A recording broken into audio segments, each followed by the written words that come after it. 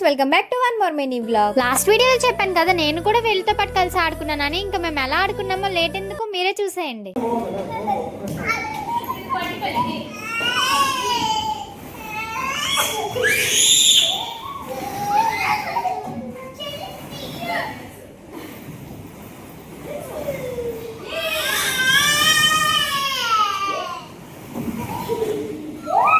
ఇక్కడ మా చిన్న క్యూటీ ఏడుస్తుంది అనుకుంటున్నారా? కాదు, గట్టిగా కేకలు వేస్తుంది. ఇంకా జార్షి అయితే జారడం స్టార్ట్ చేసింది. నేను కూడా దాంతో పాటు సరదాగా జారేశాను.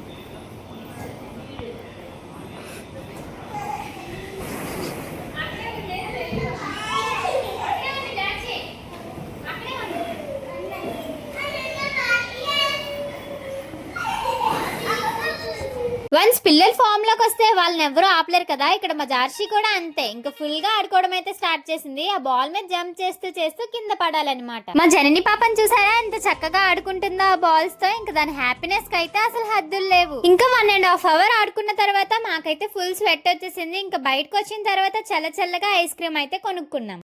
అరిన్ ఐస్ క్రీమ్ డోనట్. జిన్నని ఇది చూపించు ఐస్ క్రీమ్.